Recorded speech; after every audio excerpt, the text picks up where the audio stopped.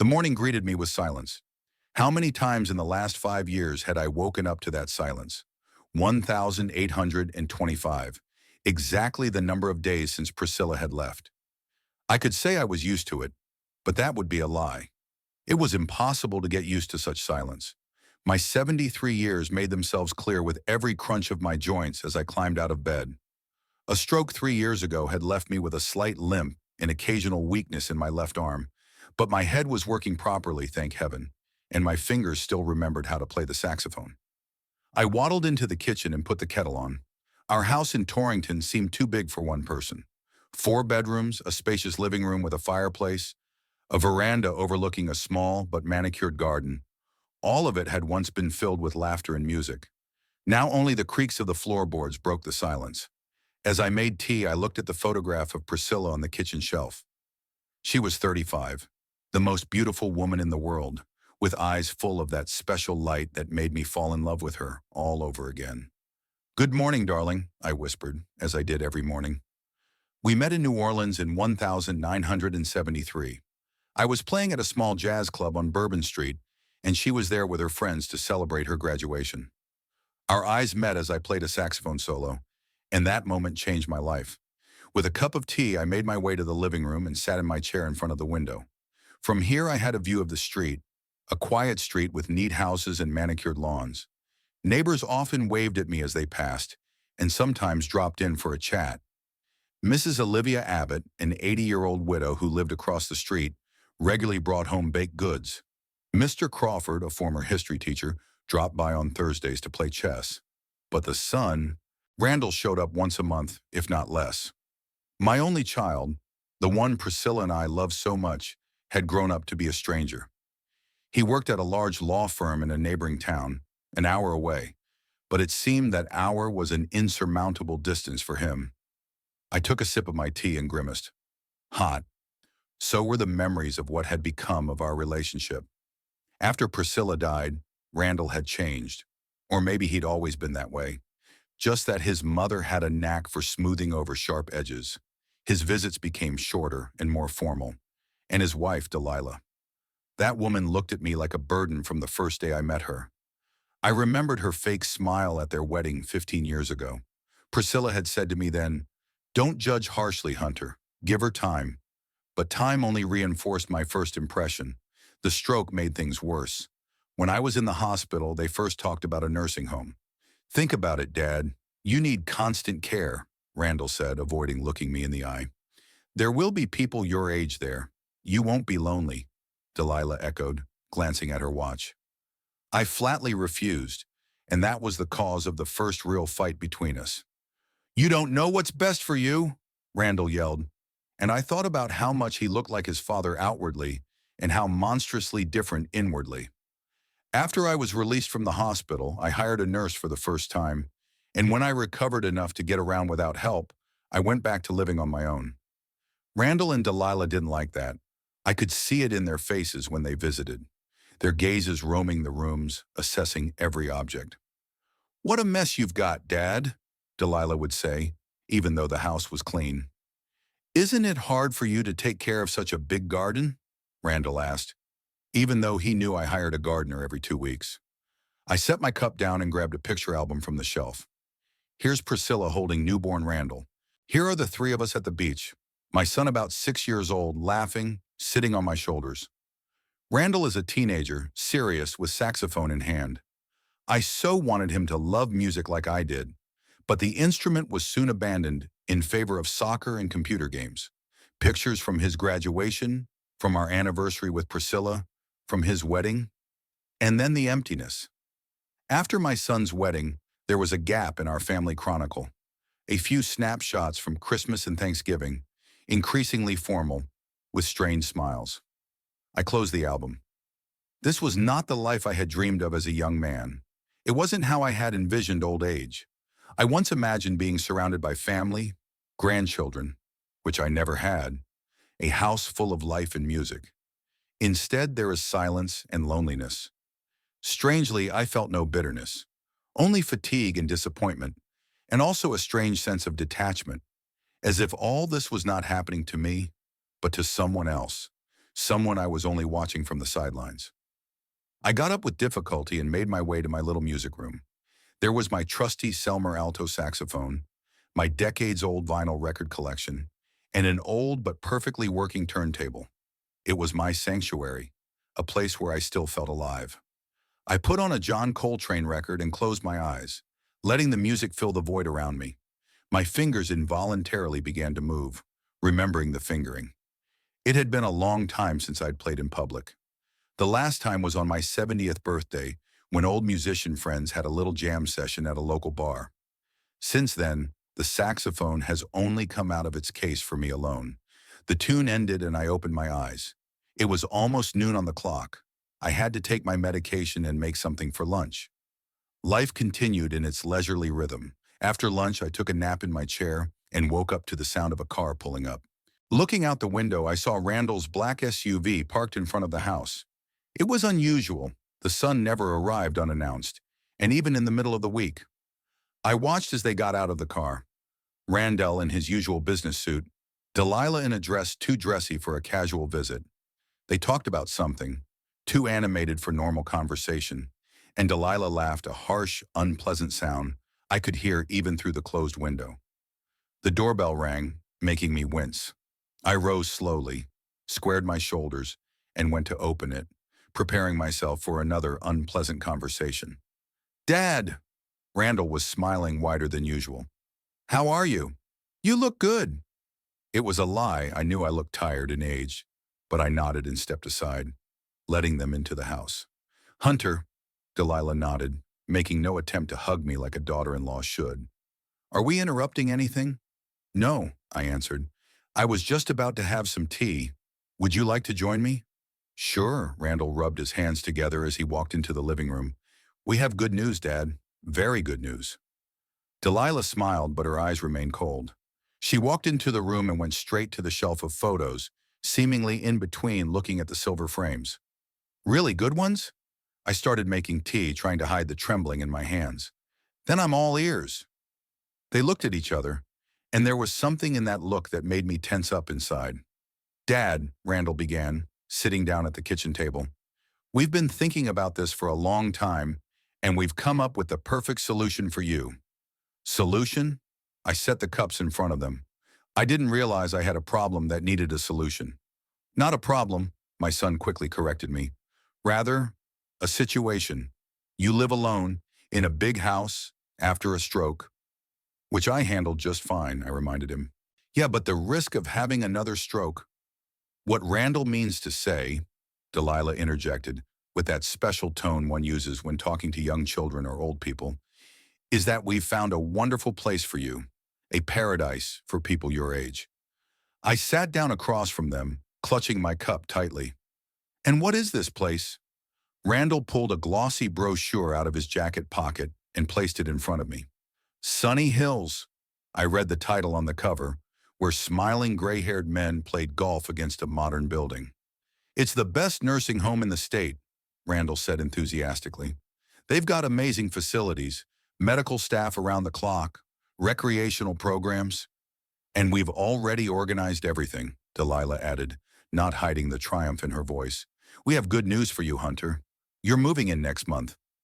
The brochure in my hands looked expensive, glossy paper, professional photos, exquisite design. I flipped through the pages slowly, looking at the fake smiles of the models portraying happy old men. All the while, Randall and Delilah watched me expectantly, like children waiting for a reaction to a gift. "Look, Dad." Randall leaned over and flipped to the page with the floor plan of the building. "They've got a heated pool, a gym specially equipped for seniors, a library, and a chef," Delilah added, her smile brightening. "The former chef of the Four Seasons. Can you believe it? No more cooking." I nodded, continuing to look at the brochure. The pictures did look appealing. Bright, spacious rooms, manicured gardens, common spaces reminiscent of a luxury hotel. But I'd lived long enough to know that reality rarely matched the advertising. "How much does it cost?" I asked, finally looking up. Randall coughed. "Not cheap, of course, but we've thought of everything. The sale of this house will cover the entire cost for several years to come." "Sucker, selling the house?"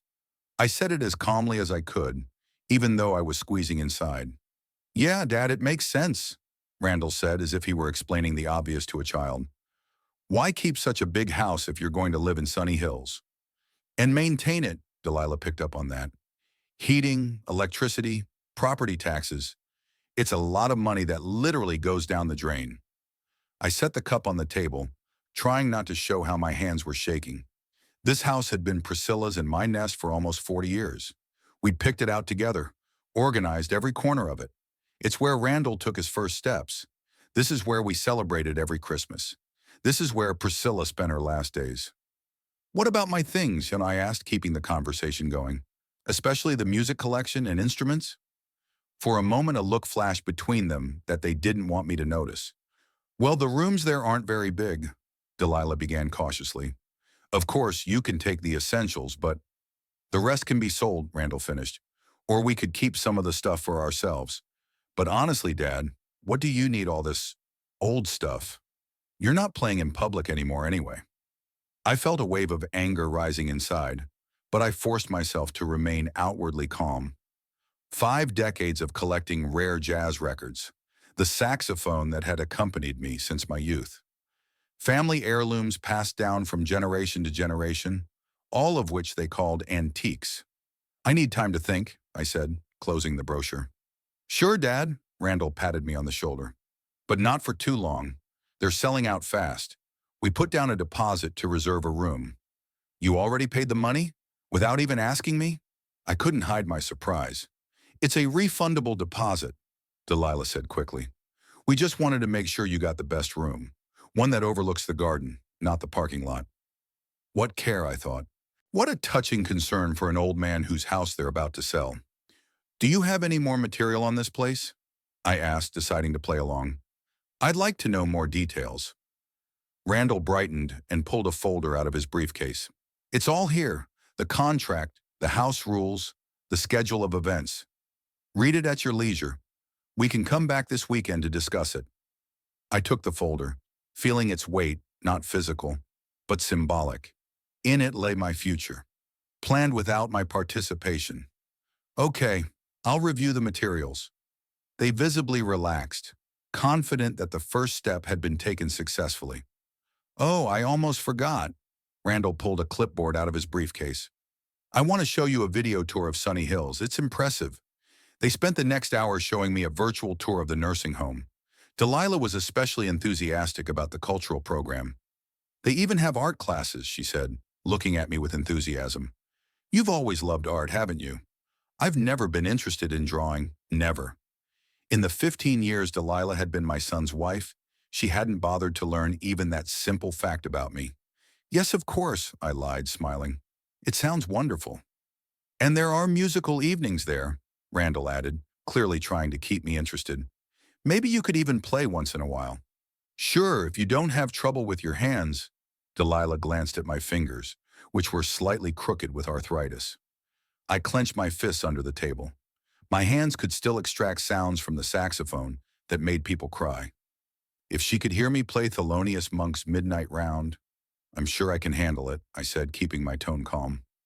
After another half hour of praising Sunny Hills, Randall looked at his watch. We gotta go, Dad. Delilah has a meeting with the decorator at 4. The decorator? I questioned. Yeah, we're going to redecorate the living room, she said casually, but there was something else in her eyes. We've been wanting to redecorate for a long time. I nodded, wondering where they'd gotten the money for the expensive renovations. My legal pension wasn't bad, but I knew Randall spent more than he earned, another trait that made him different from me. Then I won't keep you. I rose slowly, leaning on my cane. We'll call you this weekend. Randall patted me on the back. In the meantime, you study the materials and think about our offer. I walked them to the door, watching them walk to the car, young, fit, confident. Delilah said something, and Randall laughed. I wondered if they were the ones already imagining how they would spend the money from the sale of my house. Closing the door, I walked back into the living room and sank heavily into the chair. There was a folder of papers next to me. I opened it and began looking through the contents. The contract with the nursing home, brochures, insurance information. As I studied the contract, I realized that Sunny Hills was a luxury prison for the elderly. Under the guise of security concerns, strict rules were imposed that restricted freedom of movement. All financial decisions had to be coordinated with the administration. Visits were strictly regulated, and the contract could only be canceled by paying a huge penalty. Attached to the contract was a power of attorney form that gave Randall the authority to handle all my financial affairs. A reasonable precaution if I really couldn't make my own decisions. But I was of sound mind and good judgment. Something in the folder caught my eye. A corner of a document, not enclosed in the general stack, but seemingly shoved there in a hurry. I pulled it out and unfolded it. It was a letter from a real estate company addressed to Randall. It said there was a preliminary appraisal on the value of my house and the possibility of a quick sale for an amount that made me wince. $485,000, more than I had estimated. The letter mentioned that the deal could be finalized within a month of signing all the necessary paperwork. That is, as soon as I signed the nursing home moving papers and the power of attorney for Randall. I set the letter aside and continued my search. There were a few more documents in the folder that were definitely not meant for my eyes. Email correspondence with an antique store about the possible sale of a vinyl record collection. A preliminary appraisal of my Selmer saxophone, a rare limited edition model worth about $15,000. And most astounding of all, a list of furniture with an appraised value. They had already inventoried my house in preparation for the sale. The sun was already setting when I finished studying the documents. Evening shadows filled the room, and I didn't bother to turn on the lights. The darkness matched my mood. I didn't feel cheated or betrayed. That required trust first. And I'd stopped trusting Randall long ago, before Priscilla died. But it was one thing to suspect, and quite another to hold in your hands proof that your only son saw you as nothing more than an obstacle to his inheritance. I stood up and walked over to the mantel where our last family photo with Priscilla stood. It was taken a month before her diagnosis. We were all smiling. Even Delilah, though her smile didn't reach her eyes. What would Priscilla do in this situation? She was always the more diplomatic one, always finding a way to smooth over sharp edges. But even she couldn't forgive something like this. With the photograph in my hand, I walked to the music room and turned on the record player. An Ella Fitzgerald vinyl record filled the space with the sounds of How High the Moon. It was Priscilla's favorite song. I opened the saxophone case and ran my fingers over the valves. $15,000. That's what it was worth to an antique dealer. To me, it was priceless. It wasn't just an instrument. It was a part of my soul, my voice, my story. Suddenly, I felt something long forgotten inside me rise up. Not anger, but determination. I wasn't going to go meekly to the slaughter like an obedient sheep. I picked up the saxophone and began to play, picking up Ella's melody. My fingers moved on their own, remembering every note, every transition. The instrument responded as if it were a living thing, happy to be released from its confinement at last. I played with my eyes closed, and gradually my thoughts became clearer. No, I won't let them trap me in this luxurious cage. I won't let them sell the house that remembered Priscilla's voice and her laughter. I won't give away the collection gathered by years of searching and love of music. The tune ended and I put the saxophone down. The room became quiet, only the crackle of the record breaking the silence. I looked at Priscilla's picture on the shelf. "What would you say, darling?" I whispered. "What should I do?" In the silence, I could almost hear her voice. "Fight it, Hunter. You've never been the type to give up." I put the saxophone in its case and returned to the papers my son had left behind. Among them was a printout of Randall's email correspondence with some woman named Tara Blackwood, apparently a representative of an antique store. There was her email address and phone number. "I will contact you as soon as I get permission to sell the collection," Randall wrote. "Hopefully that will happen as early as next week. Dad has been very docile lately, especially since his stroke." Malleable, I grinned bitterly. They didn't know me at all if they thought I'd give in so easily. I gathered all the papers back into the folder, trying to put them back exactly in the order they were in.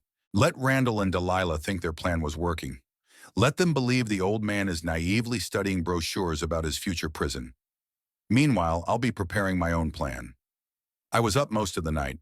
I tossed and turned in bed, listening to the ticking of the old wall clock and the creaks of the house that had become so familiar over the decades that I could tell which floorboard or door jamb belonged to which sound. It was a living house with its own character, its own history. Priscilla and me.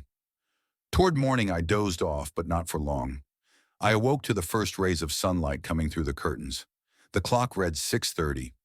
I'd always been an early bird, even in my youth when I'd played late into the night in jazz clubs. As I made tea, I mentally went over the papers Randall had left yesterday. I had no doubt he'd show up again today to check on the old man's progress. He'd said he'd call on the weekend, but it was Wednesday, so he couldn't wait. At 8 o'clock, I heard the sound of a car pulling up.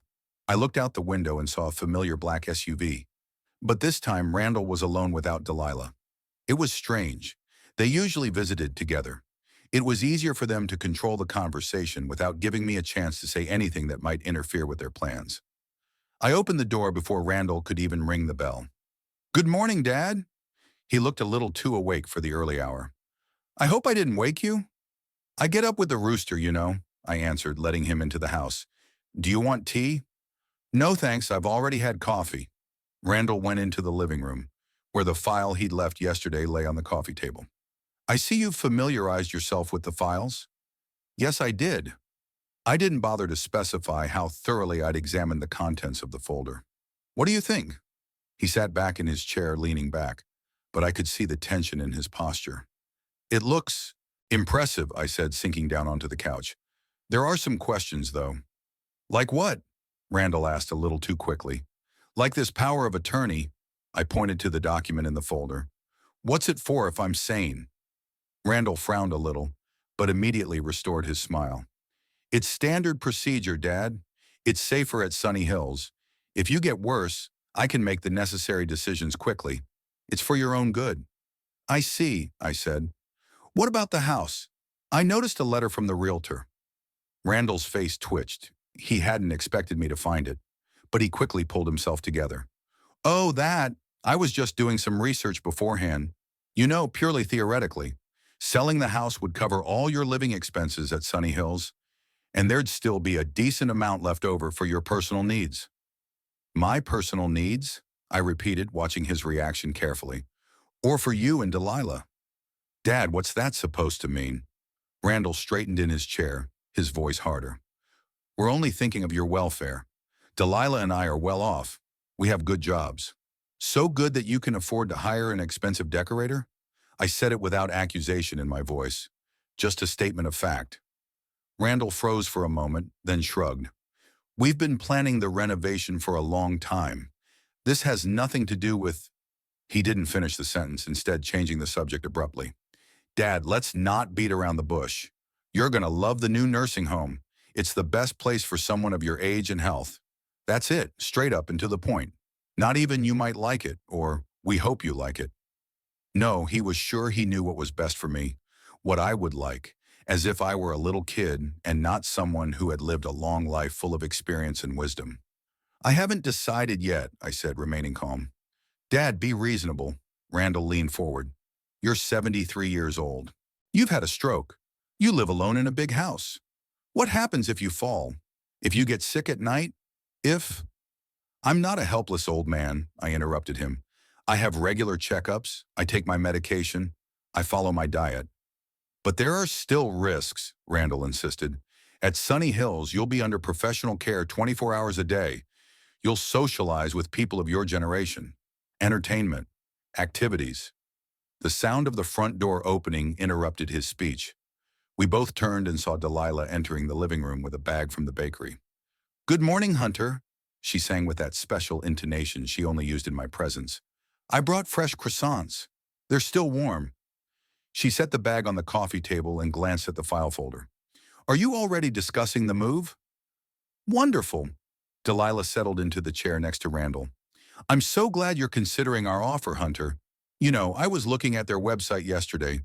There are some amazing opportunities there for people with creative inclinations." "Really?" I responded, accepting the game.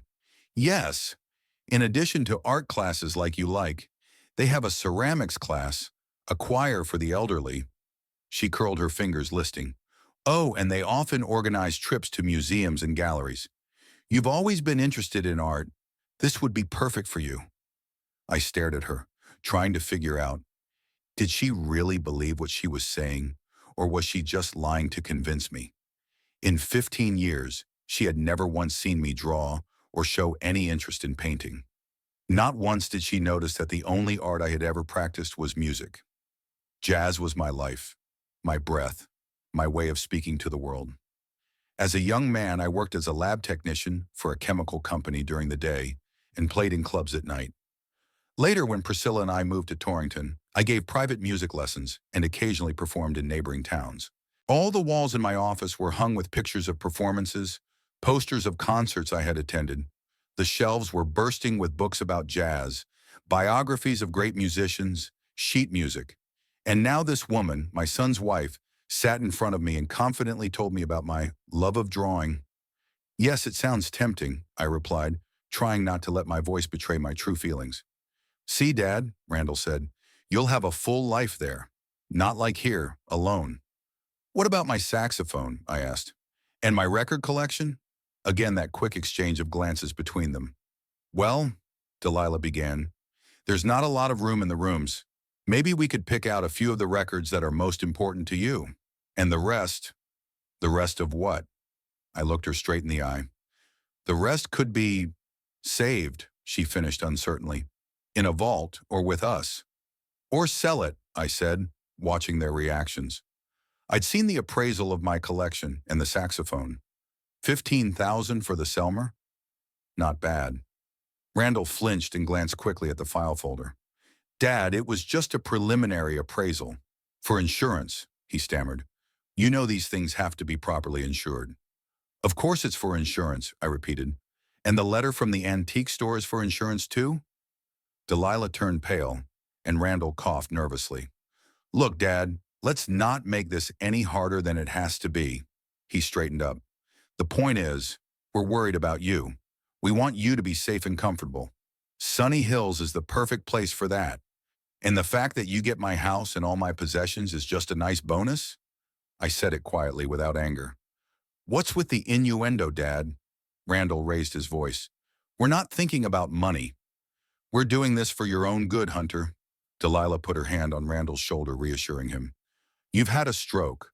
Less attentive to detail. We just want to protect you. Protect me from what? From life? The freedom to make your own decisions?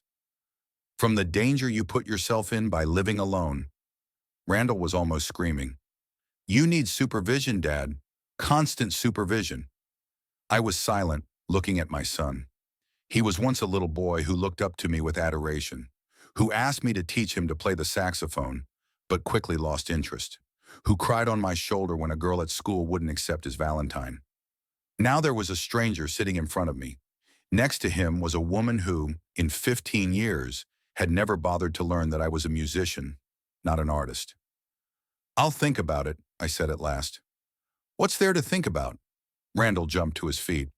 We've already organized everything. The deposit's in, the room's reserved, the house is almost sold. The house is almost sold? I rose slowly, leaning on my cane. My house that I hadn't agreed to sell yet?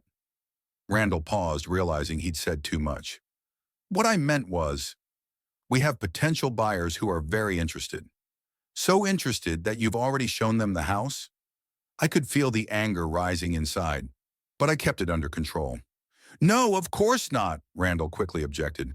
Just a preliminary consultation with the realtor. Delilah stood up and walked over to me, putting a hand on my shoulder, a gesture meant to look caring, but felt heavy. Hunter, we realize this is a difficult decision. Her voice was honeyed. But think about how good you'll feel at Sunny Hills. No worries, all-inclusive, top-notch medical care. And of course, art lessons, just like you love. I looked up at her, this woman who spoke memorized phrases with fake concern in her voice. Did she really believe that I would buy this game? That I wouldn't see their true motives? Thank you for your concern, I said, gently withdrawing her hand. But I need time to think it over. It's a big decision. But time is running out, Dad, Randall insisted. Shidrunuk, places like this are going to be in short supply. If we lose this opportunity, It might be hard to find something just as good later. Give me a week, I said firmly. Randall and Delilah looked at each other.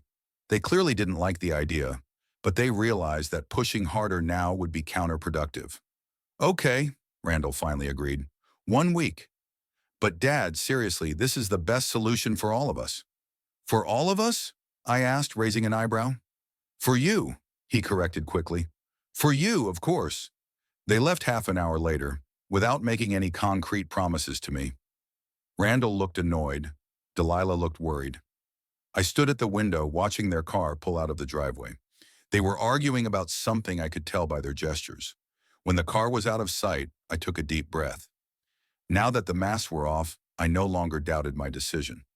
I went into my office and pulled an old notebook in a worn leather cover from my desk drawer. Many of the numbers in there were no longer relevant. People had moved, changed phones, some had passed away, but one number I'd updated just recently. Leroy Wilkins, my old friend and fellow musician. We met in New Orleans in our youth and played together in several jazz ensembles before our paths diverged. He stayed in New Orleans and I moved north with Priscilla, but we never lost touch. Even after his wife died, I called him periodically, and last year at Christmas, he called me himself and mentioned that he had a spare room in the house he'd inherited from his aunt. If you ever get tired of the cold weather, come and visit, he said then.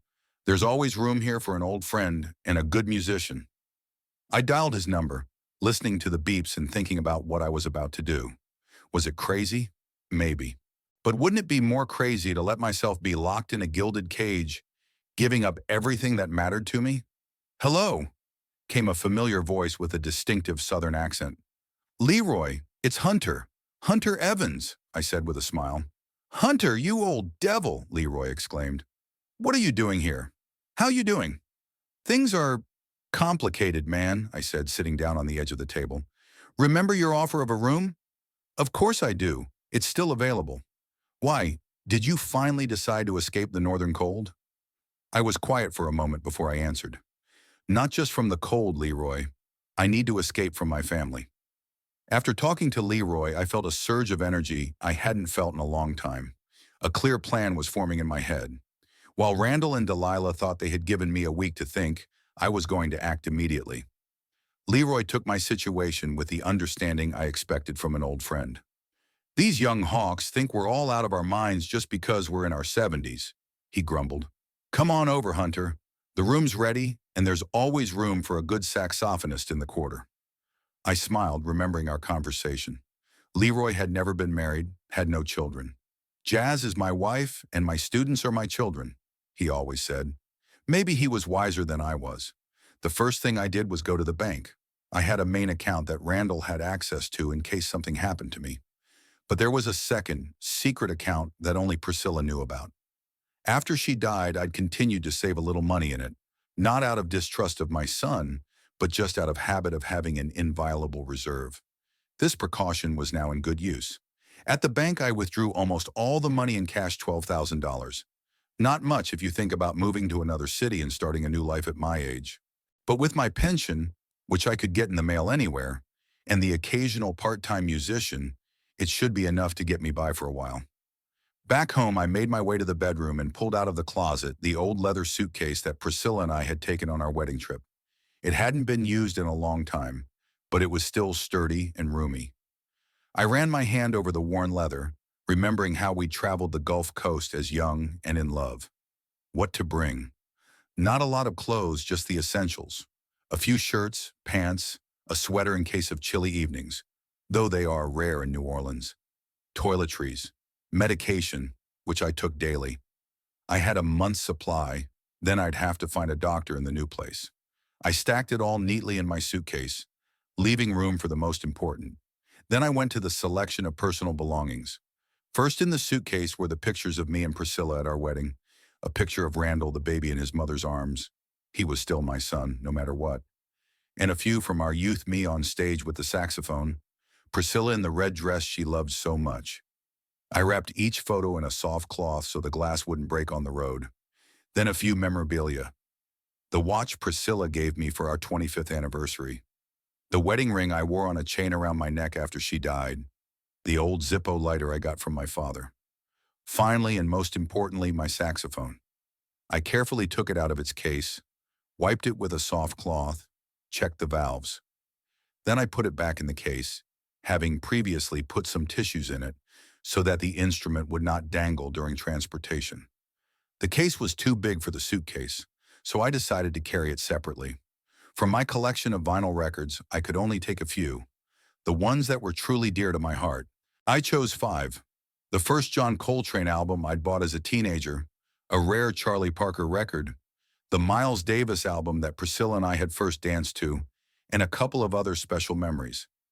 After gathering everything I needed, I sat down at the computer. Even though I was old school, I had learned to use the internet, mostly to listen to rare jazz records and to communicate with musician friends. Now those skills came in handy for buying an airline ticket.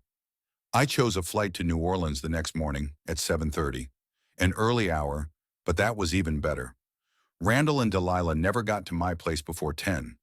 By the time they discovered my absence, I'd be long gone. The ticket cost $420 expensive considering my limited budget, but there was no other option. I paid for it with my credit card, realizing that Randall would be able to trace the transaction, but by then it wouldn't matter. After that, I called a cab for 5 in the morning. The driver sounded sleepy, but agreed to come for an additional fee. Finished with the organizational matters, I returned to the living room and sat down in my favorite chair. Evening was coming on, and it was gradually getting darker outside the window. I looked around the room at all these objects among which most of my life had been spent, and a strange feeling came over me, a mixture of sadness, determination, and an almost forgotten sense of adventure. My gaze stopped on the phone. Should I call Randall to say goodbye? No, that would only arouse suspicion. Besides, what could I say to a son who saw me as nothing more than a burden and a source of inheritance? Instead, I decided to write a note. I took out a piece of paper and a pen and thought long and hard about the wording. What to say to the man I had loved all my life, but who had betrayed that trust? In the end, I wrote the following. Randall, I've been thinking about your offer for Sunny Hills. You're right, I need a change of scenery. I have decided to go somewhere where I can spend the rest of my days in peace and among people who appreciate me for who I am. Don't worry about me. I'm in my right mind and I know what I'm doing. Dad. The note was deliberately ambiguous. Randall will probably think I agreed to the nursing home and went there on my own. That would give me a little time before he realized what had really happened. I placed the note on the coffee table, pressing it down with a framed photo. The one of the 3 of us, still a happy family. Me, Priscilla, and little Randall. There was one last thing to do. Make sure the house would be in order after I left. I checked to make sure all the appliances were turned off and the windows were closed. I arranged for my neighbor, Mrs. Olivia, to pick up my mail, said I was going away for a week to visit an old friend.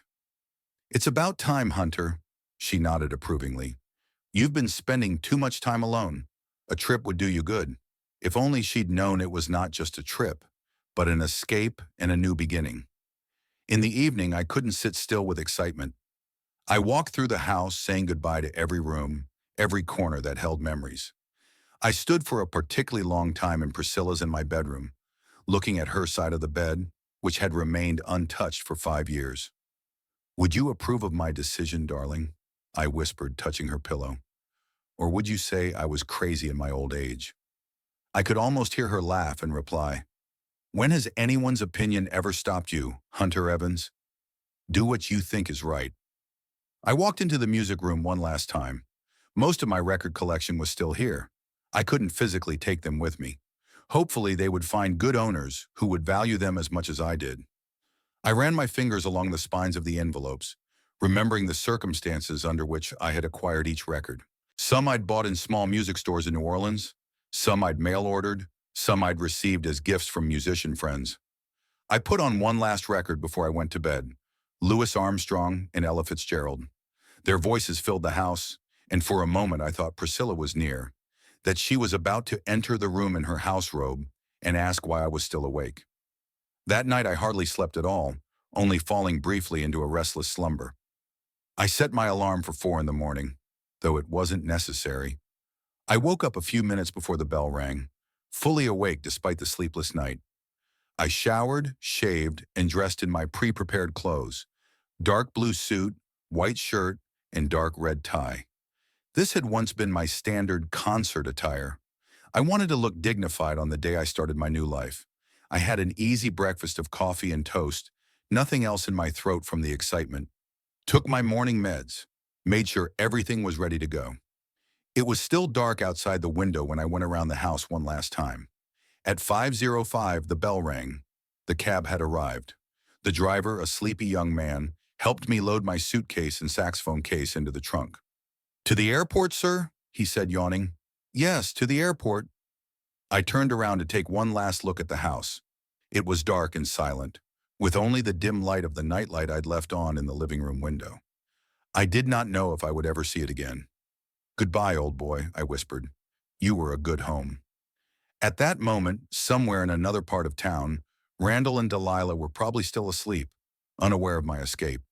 But soon they would wake up and proceed with their plan to get rid of the old man and get his property. I knew this for sure, because last night, after they left, the phone in the house rang. I didn't pick up right away, and the answering machine came on. I heard a woman's voice.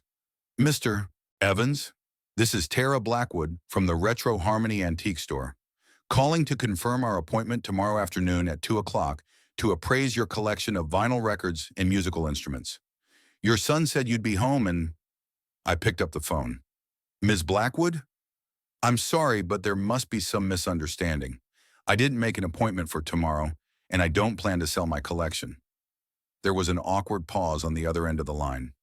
"Oh, I apologize. Mr. Randall Evans said you were moving and wanted to appraise your collection for sale." My son jumped to conclusions. I tried to say calmly, "I haven't made a final decision about the move yet." "I understand." I could hear the confusion in her voice. "I'm sorry to bother you. Should I let your son know that the meeting is canceled?" "No, that's okay," I said quickly. "I'll let him know. Have a good day." I hung up the phone, feeling a wave of anger rising inside me. So they'd already agreed to sell my things without even waiting for me to agree to move. This discovery only strengthened my resolve. And now, sitting in a cab heading to the airport, I thought about what they would find when they arrived at my house this afternoon. Empty rooms, an ambiguous note, and the absence of my most prized possessions. What would they think? How quickly will they realize what's happened? "Are you all right, sir?" The cab driver's voice brought me out of my reverie. "Yes, I'm fine," I smiled. "Just a lot on my mind." "Is it a long trip?" "You could say that," I answered. "A very long one." The morning air was fresh and cool. The cab rolled gently through the empty streets of Torrington. The city was still asleep, with only the occasional lone car of early workers or late risers. I looked out the window at the familiar buildings and streets floating by. Here was the town library where Priscilla had worked for 15 years. Here's the park where little Randall loved to ride the carousel. There was Mildred's Cafe, where my musician friends and I would go on Thursdays to play jazz for a small but appreciative audience. It was all behind me. Places filled with memories, people who had become part of my life, a past to which there was no going back. "First time flying to New Orleans?" the cab driver asked, breaking the silence. "No," I smiled. "I lived there when I was young. I'm going back to the old places." "They say it's a beautiful city, the music, the cuisine, the atmosphere." "It is," I nodded, "a city with soul." I didn't tell him what New Orleans meant to me, how many memories I had of its narrow streets, the little bars where jazz was born, and the aroma of Creole cuisine mingling with the river. We pulled up to the airport at 5:45. The cab driver helped me unload my things and, after a generous tip, wished me a happy journey. I was alone in front of the glass doors of the terminal, holding my suitcase in one hand and my saxophone case in the other. The moment of truth. It wasn't too late to go home, to cancel all this madness, to accept the inevitable, to live in sunny hills, to let Randall and Delilah dispose of my possessions, to live out my allotted days in a golden cage. But then I remembered their faces when they talked about the art lessons I supposedly loved. I remembered how they were already planning to sell my collection without asking permission. I remembered the cold calculation with which they had tried to control my fate. I pushed the door open with determination and entered the airport building. Check-in went smoothly. The young woman behind the counter looked at my age on my passport then at me, and asked if I needed help boarding. I politely declined. My limp after my stroke was barely noticeable, and I had never parted with my saxophone, preferring to keep it with me rather than check it in my luggage. I passed through security with some difficulty. The metal plate in my knee, the result of an old sports injury, was always suspicious. But after further inspection, I was allowed through. The waiting room was not crowded at this early hour. I found a comfortable chair by the window and sat down, putting my saxophone next to me. It was gradually getting lighter behind the glass. Dawn was approaching. I thought about Randall and Delilah. They were probably still asleep in their house half an hour's drive from here. How would they feel when they found my note? Disappointment, anger, or relief that the old man had solved the problem himself, saving them from having to send him to a nursing home? They announced boarding for my flight. I stood up, picked up my saxophone, and headed for the gate. I got a window seat on the plane. No one sat next to me. The early flight was only half full. It was for the best. I preferred solitude at this point. The plane started down the runway. I looked out the porthole at the departing terminal, at the fields around the airport, at the city in the distance. Somewhere there was my home, my past life. The plane lifted off the ground, gaining altitude. Goodbye, Torrington. Goodbye, past life. At that very moment, in the house on the quiet street of Maple Lane, the alarm clock rang. Delilah reached over to the nightstand to turn it off and turned to her husband. Randall, it's time to get up. We need to be at your father's by 10. Randall mumbled something in his sleep and rolled over onto his other side. Delilah sighed and sat up on the bed. Get up, sleepyhead. Today's the big day. That woman from the antique store is coming over, and the realtor wanted to come by this afternoon. Dad hasn't given final approval yet, Randall mumbled without opening his eyes. He gave us a week to think about it, Delilah reminded him. But that doesn't mean we can't start preparing. It's better to have everything ready when he says yes. And he will. You know he will. He just doesn't have a choice. Randall finally opened his eyes and looked at his wife. She looked older than her 38 years in the morning light, with no makeup and her hair disheveled. I hope you're right, he said, sitting down. This house and all his things are our only chance to pay off our debts. And start a new life, Delilah added, without the constant calls from creditors, without having to count every dime. She got up and headed for the bathroom, but turned around at the door. Just try not to be too obvious about how happy you are to get rid of his junk. The old man is your father, after all. Randall nodded but didn't say anything. His relationship with his father had always been complicated. Hunter Evans was not the kind of man to be easily understood. Stubborn, principled, always true to his ways. He didn't understand his son's desire for financial success, for status, for a life different from the one Hunter himself led. And Randall never understood his father's obsession with music. Jazz seemed outdated to him. The saxophone, the instrument of losers playing in smoky bars for a pittance, when they could be making real money in business. By 10:30 they were ready. Delilah, dressed in an austere suit more appropriate for the office than for a visit to her father-in-law, was checking the contents of her purse. Did you get a key to his house? She asked. Yes, Randall patted his pocket. But I don't think we'll need it. Dad's always home at this hour. Just in case, Delilah shrugged. I'd hate to have to explain to that woman at the antique store why we can't get into the house. They drove out of their neighborhood of model homes and into the old part of town where Hunter lived. The drive took about 20 minutes. It's weird, Randall said as they drove up to his father's house. Usually his kitchen light is on at this time. He's always eating breakfast and listening to the radio. The house did seem unusually quiet and dark. All the curtains were drawn, which was unusual for Hunter, who liked sunlight. They parked and walked up to the front door. Randall rang the bell, but there was no answer. He rang again, then knocked. Maybe he's in the garden, Delilah suggested. Randall looked around the house, but his father was not in the garden. That's odd, he repeated, returning to the front door. We'll have to use the key. He opened the door, and they entered the house. It was quiet and cool inside. Dad? Randall called out. Are you home? Silence was his answer.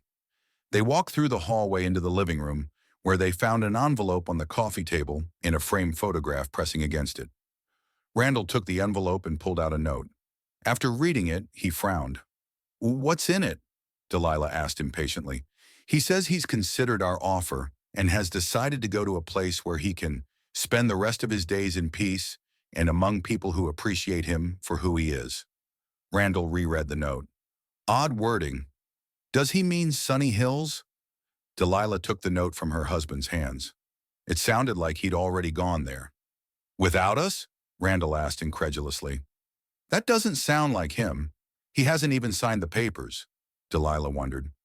Maybe he'd just gone for a walk, or went to the store. The note was pretty vague. Maybe, Randall said uncertainly. But then why the rest of his days? It makes it sound like he moved out for good. Check his room, Delilah suggested. If his things are there, he'll be back soon.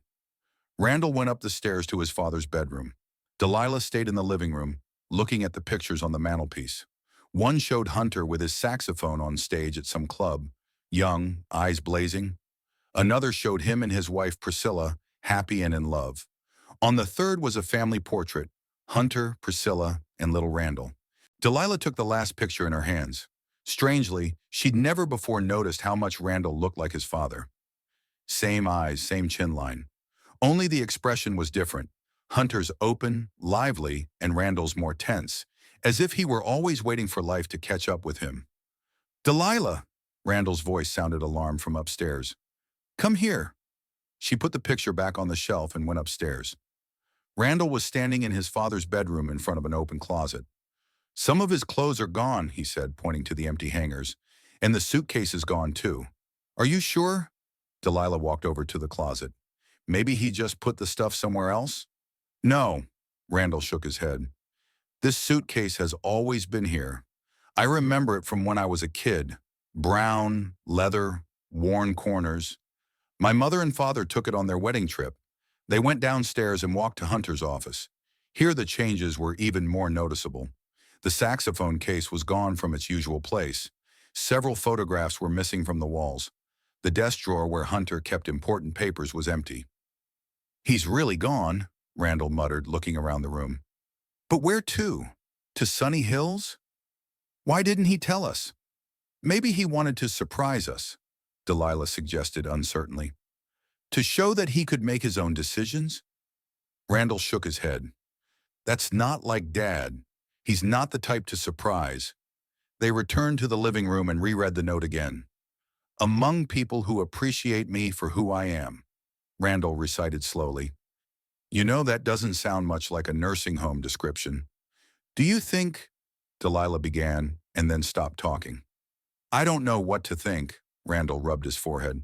I'll call Sunny Hills and see if he's been there. While Randall was on the phone, Delilah walked to the music room. The vinyl record collection was in place. Although, not being an expert, she couldn't tell if all the discs were present, but it was obvious that most of the collection was still intact. He's not at Sunny Hills, Randall said as he entered the room. They haven't even seen him. Then where is he? Delilah circled the room with her hand. And why did he leave almost all the records behind? If he really left, why didn't he take the most valuable ones? Randall looked at the collection thoughtfully. Maybe he wasn't planning a long absence? Or, he paused, suddenly realizing something, and quickly left the room. Delilah followed him into the study, where Randall was already turning on his father's computer. What are you doing? When she asked. Checking his email, Randall answered. Maybe there are some clues there. Do you know his password? Mom's date of birth, Randall nodded. He always used it for everything. There was nothing suspicious in the email. But when Randall checked his browser history, he found a recent request for an airline ticket. He bought a ticket to New Orleans, Randall said, looking at the screen. Last night, 7:30 a.m. flight. New Orleans? Delilah asked in surprise. Why there? He lived there when he was young, before he met Mom, Randall explained. He played in some jazz clubs. He talked about it sometimes. And he just go there? Without warning? Delilah couldn't hide her annoyance. What about the house? What about all the plans? Randall got up from the computer and paced the room. He figured it out, he said quietly. He realized we wanted to sell the house and his stuff. He must have seen the papers I accidentally left behind. Don't exaggerate, Delilah said. He's an old man with health problems. It's probably just a whim. A whim. He went to see the old places before he moved into the nursing home. Randall looked at her skeptically. You don't know my father. Once he's made up his mind about something, there's no stopping him. Then call him, Delilah demanded. Did he have his cell phone with him? Randall checked the nightstand where his father's cell phone was usually kept. No, he had his cell phone with him. He dialed his father's number, but went straight to voicemail. Off or out of range, he said, putting the phone away. He's probably already on the plane. So what now? Delilah looked at her watch. That woman from the antique store is coming in half an hour. What are we going to tell her? The truth, Randall shrugged. That my father left unexpectedly and will reschedule. And the realtor? And the prospective buyers? What about Sunny Hills? I don't know. Randall raised his voice. I don't know what we're going to do. We have to find my father and talk to him first. Delilah sank back in her chair, stunned. The old trickster, she muttered. He planned the whole thing. Ran away as soon as he realized we wanted to sell his stuff. At that moment, Randall's face changed. He walked over to the bookshelf and pulled a weighty volume off it. What are you doing? Delilah asked. Checking something, he answered, flipping through the pages of the book. There was a hollow in the middle of the book, cut into the pages, a hiding place. But it was empty. This is where he kept the cash, Randall said, closing the book. For a rainy day. It's gone now. Delilah stood up and walked over to him. This is getting serious, Randall, she said. It looks like he's not going to come back. Randall stared at the empty book in his hands. What are we going to do now? He whispered, and there was despair in his voice. At that very moment, 1,000 miles away, the plane carrying Hunter Evans began to descend for a landing at New Orleans International Airport. I looked out the window at the city spreading out below, a mosaic of rooftops, streets, parks, and the winding ribbon of the Mississippi. I felt a strange mixture of emotions, excitement, nervousness, but above all, relief. The decision had been made. The way back was cut off. A new life, new opportunities, new freedom awaited me. The stewardess announced the beginning of boarding and asked me to fasten my seatbelts. I complied and looked out the porthole once more. The city was coming closer, becoming more and more real, less and less like a dream. New Orleans, the city where my musical career had begun, the city where I'd met Priscilla, the city that had always held a special place in my heart. Now it was welcoming me again, giving me a second chance at a life that belonged only to me. The airplane touched down on the landing strip. I was home. The New Orleans air bombarded me as soon as I stepped out of the air-conditioned airport building, hot, humid, and full of odors. A mixture of the scents of jasmine, Mississippi River silt, fried Creole food, and something else elusive that had always set this city apart from all others. I inhaled deeply, feeling that air fill my lungs, and smiled. Even at 7 in the morning, it was warmer here than it was at noon in Torrington at this time of year. Leroy had promised to meet me, and I began to look for him in the crowd of greeters. It had been almost 5 years since I had last seen him in person when he had come to Priscilla's funeral. Would I recognize him? Would he recognize me? I didn't have to worry. Leroy Wilkins stood out in any crowd, tall, thin, with a mop of gray hair gathered in a ponytail, and with an invariable cane with a silver saxophone-shaped head. He stood at the exit with a sign that read, Hunter Evans, King of the Saxophone. Leroy, you old rascal, I exclaimed as I approached him. Hunter! He smiled broadly, showing off his perfectly white teeth, probably false teeth, a rare luxury at our age. You haven't changed at all. Still the same elegant son of a bitch. We hugged, patting each other on the back. Despite his age, Leroy was 78. He still had the energy of a young man. How was the flight? He asked, helping me with my suitcase. No accidents. I picked up the saxophone case. I kept the most valuable things with me. That's right, Leroy nodded. These airlines don't know how to handle real treasures. Come on, the car's in the parking lot. We went outside and I squinted against the bright sun. Leroy led me to an old but well-maintained dark blue Buick. Is it yours? I wondered, remembering that Leroy never drove a car, preferring public transportation or cabs. A neighbor's, he grinned. Borrowed it for the day to meet you in comfort. And don't look so skeptical. I have a license. How long ago did you get it? I asked, sitting down in the passenger seat. At 53, he answered proudly, starting the engine. Better late than never, eh? We pulled out of the airport parking lot and joined the stream of cars heading into town. Leroy drove steadily, though slower than most drivers. How did your son take it when you left? He asked once we were on the highway. I think he and his wife are just now discovering my absence. I glanced at my watch. If they kept to their usual schedule, they arrived at the house around 10 in the morning. Did you leave them any explanation? A note, deliberately ambiguous. Let them puzzle it out. Leroy laughed. You always were a sly fox, Hunter. Even when we were young, when we played in the Blue Room, remember? You always knew how to get out of any situation. The Blue Room was a little jazz club on the edge of the French Quarter where Leroy and I played in the late 60s. The place was dubious, the crowd was unpredictable, but the energy there was very special. It was the first time I really felt like a musician. Do you think they'll be looking for you? Leroy asked, pulling onto the bridge over the Mississippi. They will, I nodded. As soon as they realize I've gone to New Orleans, Randall will check the browser history on my computer. He's not stupid, he's just, blinded by greed. It's sad when your own kids see you as a liability, Leroy said thoughtfully. Maybe that's why I never married. Don't generalize about my son, I sighed. Most children take care of their parents. I was just unlucky. Or him, Leroy pointed out. It's not every day a father runs away from his son to the other side of the country. We both laughed. For the first time in a long time, I felt light, like I'd shed a heavy weight I'd been carrying for years. Leroy lived in a small two-story house in the Trem district, one of the oldest neighborhoods in New Orleans. The house was inherited from an aunt who had died a few years before and was in need of renovation, but it was cozy and filled with music. There were bookshelves full of jazz literature and sheet music everywhere.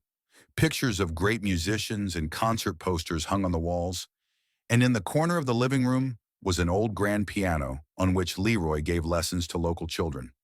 This is your room, he said, showing me to a small but bright bedroom on the second floor. The bathroom is across the hall. Nothing luxurious, but it's beautiful, Leroy, I replied sincerely. Thank you. I put the saxophone by the window and sat down on the bed. The mattress was a little hard, but it didn't bother me. After all I'd been through, I could sleep on the floor. Get some rest from the road. Leroy headed for the door. Then I'll show you around. A lot has changed since the last time you were here, but the spirit of the city remains the same. Left alone, I pulled out my cell phone and turned it on. Immediately, notifications of missed calls and messages popped up. 5 calls from Randall, 3 from Delilah. Several messages, the last of which read, Dad, where are you? We're worried. Please call us back. Are they really worried? Or are they just afraid of losing their inheritance? I set the phone aside without answering. Later, perhaps I'd contact my son, but not now. Right now, I needed time to settle into my new life, to figure out what I wanted to do next. After a short rest and a shower, I went downstairs. Leroy was sitting at the piano, playing something melodic and quiet. Ready for a tour of the old places? He asked when he saw me. More than ready. We went outside. The day was in full swing, and the sun was scorching. But even the heat couldn't spoil the mood. We walked slowly through the streets of Trem, and Leroy pointed out the changes that had taken place in the years I'd been away. This restaurant opened after Hurricane Katrina, he said, and here was an old jazz bar, but it was torn down in 2010. But over there, see? A new cultural center. They have workshops for children, teaching them music. We reached the French Quarter, with its narrow streets, wrought iron balconies, and the atmosphere of eternal celebration. Even on a weekday, it was crowded with tourists, street musicians, and souvenir vendors. Here's Soho. Leroy stopped in front of an inconspicuous building with a saxophone sign. Do you remember? I remembered. That's where I met Priscilla. She came in with her friends. I was playing on stage. Our eyes met during my solo, and I almost lost the beat. I remember, I replied quietly. The club is still open, Leroy continued. Local musicians play there in the evenings. I sometimes play on Thursdays. Tonight was a Thursday. He looked at me with a sly smile. I called Jimmy, the owner. Said I'd have a special guest tonight, old school legend Hunter Evans. Leroy. I shook my head. I haven't played in public in 3 years. I've had a stroke since then. Bullshit, he interrupted. I heard the tapes you sent over Christmas. You're in great shape. And about the stroke, that's your hands, not your head. Certainly not your soul. I wanted to object, but deep down I knew he was right. I miss performing, that special connection between a musician and an audience.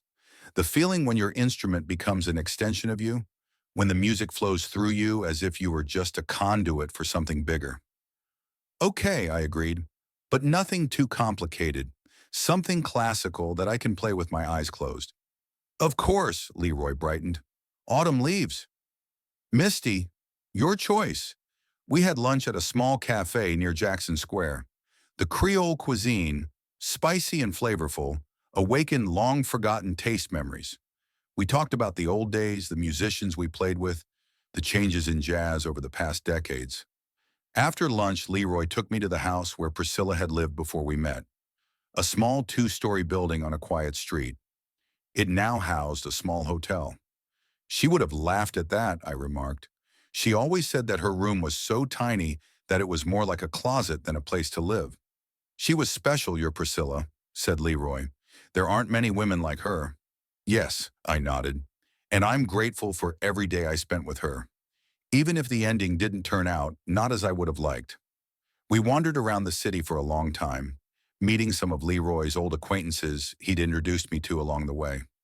Most were musicians, music teachers, or just jazz enthusiasts. They all greeted me warmly, like an old friend, though many I was seeing for the first time. Toward evening, we returned home to rest before the show. I took out my saxophone and played for a while, stretching my fingers and getting used to the acoustics of Leroy's house. The instrument responded as always, clear, deep, with that special warmth of tone for which I loved the Selmer. I went through the scales, played a few simple tunes, then moved on to the jazz standards I planned to play tonight. My fingers were a little sore, the effects of arthritis, but nothing that couldn't be managed. Most importantly, muscle memory remained impeccable. His body remembered every note, every transition, even if his consciousness sometimes failed him. Sounds great, Leroy said, peering into the room. Just like the good old days. I smiled but didn't say anything back, continuing to play. Music always spoke for me better than words. At 7 in the evening, we left the house and headed for Soho. The club was a 15-minute walk, and on the way Leroy told me about the musicians we would be playing with. Marcus on double bass, a young guy but with a great sense of rhythm. Dolly on piano. She's been playing here for 20 years, knows all the standards by heart. And Ben on drums. He's in his 60s, but has the energy of a 20-year-old. Sounds like good company, I said, feeling the excitement building. The best on the block, Leroy said confidently. And they're thrilled to be able to play with you. I told them about our performances at the Blue Room. As we approached the club, it was already bustling. A small line at the entrance, a muffled hum of voices, and the sounds of instruments being tuned coming from inside. Leroy led me through a side entrance reserved for musicians. Inside, the club was decorated in the classic jazz bar style. Dim lighting, small tables, a small stage at the back of the room. The walls were decorated with photos of great jazzmen: Armstrong, Ellington, Coltrane, Parker. We were met by Jimmy, the owner of the club, a stocky man with a long beard and bright, lively eyes. "Leroy," he exclaimed, "and you must be the famous Hunter Evans. I've heard all about you." We shook hands and Jimmy led us backstage, where the other musicians were already gathered. They greeted me with a respect that bordered on awe, which was a little strange. In Torrington, I wasn't seen as a serious musician. I was just a cranky old man who used to play jazz. "We're very glad you've joined us, Mr. Evans," said Dolly, the pianist, an elegant woman in her 50s with short, graying hair. "Leroy has told us a lot about you." "Call me Hunter," I smiled. "And believe me, half of his stories are exaggerations." "Bullshit," Leroy snorted. "I'm even downplaying your talents." We quickly discussed the evening's program, standards that everyone present new. I insisted that my solos be minimal, but Leroy and the others objected. "The audience came to hear a legend," insisted Ben, the drummer. "You can't cheat their expectations. In the end, we compromised.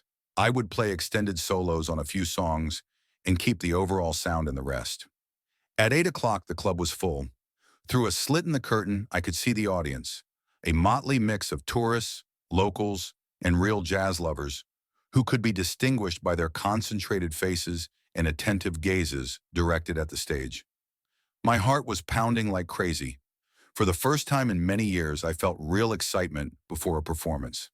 In Torrington, I'd occasionally played in local bars, but they were more like friendly get-togethers than real gigs. Here in Soho, in the heart of New Orleans, it was the real thing. Jimmy took the stage and took the microphone. Ladies and gentlemen, we have a very special night tonight. In addition to our regular quartet, a legendary saxophonist, one of the last representatives of the old school of New Orleans jazz, Mr. Hunter Evans, will be performing on stage. The applause was loud and prolonged. I looked at Leroy in surprise. "What did you say to them?" I whispered. "Only the truth," he winked. "Come on, it's time to show these people what real jazz is." We walked out onto the stage. The spotlight blinded me for a moment, but I quickly got used to it. We took our seats, Leroy with the trombone to my left, Dolly at the piano, Marcus with the double bass, and Ben at the drum kit. Dolly began the intro to Autumn Leaves, and the world around me ceased to exist. All that remained was the music, the instrument in my hands, and the elusive magic of the moment when 5 different people become one organism, creating something beautiful. My first solo was cautious. I was probing the limits of my abilities, getting used to the acoustics of the hall. But with each note, my confidence grew. By the end of the song, I was playing at full strength, letting the music flow through me, like in my best years. The applause after the first song was deafening. I saw the admiring glances of my colleagues on stage and felt a warmth inside. They accepted me. This city accepted me. This music accepted me again. Next was The Girl from Ipanema, a light, airy bossa nova that always made the audience smile. Then Blue Tango with its passionate melody and complex rhythmic pattern. With each composition, I felt more and more free. The years seemed to recede, and I was once again the young saxophonist who longed to conquer the world with his music. During the break, Leroy clapped me on the shoulder. "You're on fire, man." The audience loved it. "Me too," I said honestly. "It's been a long time since I've enjoyed the game so much." Jimmy came up to me. "That's amazing, Hunter. If you want to play here regularly, you're always welcome. We could arrange weekly gigs." I thanked him and promised to think about it. The idea of regular gigs was tempting. It not only gave me extra income, but also a sense of necessity that I had been missing for the past few years. The second part of the evening saw us playing more intensely. Ellington's Caravan, Midnight Sun, and finally How High the Moon, Priscilla's favorite song. As I played it, I closed my eyes and imagined that she was here, listening to me, smiling that special smile that was meant only for me. When I opened my eyes, I saw that many people in the audience had also closed their eyes, immersed in the music. It was the highest recognition for a musician, to know that your art touched other people's souls. After the last song, the audience gave us an ovation. People got up from their seats, shouted "Bravo!" and demanded more. We played an encore of When the Saints March, a classic New Orleans theme that generations of jazz musicians have grown up with. After the show, people came up to me to express their admiration, ask questions about my playing style, and ask where they could buy records. One young saxophonist even asked for an autograph. "You inspire me, Mr. Evans," he said with genuine excitement in his voice. "To be able to play like that at your age is a miracle. At any other time, the mention of my age might have hurt me, but now I took it as a compliment. Yes, I'm 73, I have arthritis and the effects of a stroke, but I can still play in such a way that young people look on with admiration." When Leroy and I finally left the club, it was past midnight. The air had cooled a bit, but it was still warm and humid. We walked home slowly, enjoying the nighttime city. "So what do you think?" Leroy asked. "Was it worth running away from your son for this?" "Definitely," I smiled. "It was right. Like coming home after a long absence."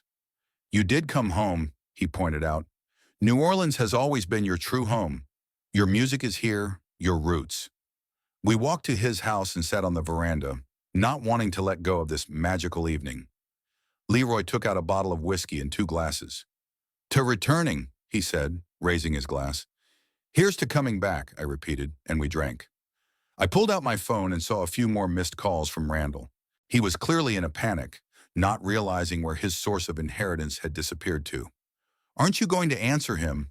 Leroy asked, noticing the look in my eyes. "Not today." I shook my head and turned off my phone. "Today, I just want to enjoy the moment. Randall can wait."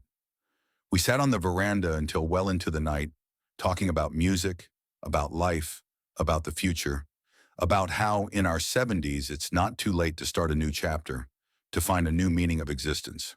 I thought of Sunny Hills, a nursing home with its regimented life, medical staff, and art lessons. About how I could be there now, in a clean, sterile room, looking out the window at the neatly trimmed lawns and waiting for the next scheduled meal or recreational activity. Instead, I was sitting on a creaky old veranda in the heart of New Orleans, with a saxophone at my feet and a glass of whiskey in my hand, listening to the distant sounds of the city that never sleeps. I had just played one of the best concerts of my life and felt more alive than I had in all 5 years since Priscilla's death. "You know," I said to Leroy, "I don't regret anything. Not about moving to Torrington for Priscilla, not about the years I spent there, not even about Randall, whatever he became. It's all part of my story, part of me. But now I'm ready to write a new chapter." Leroy raised his glass. "To new chapters, old friend, and to music that never dies."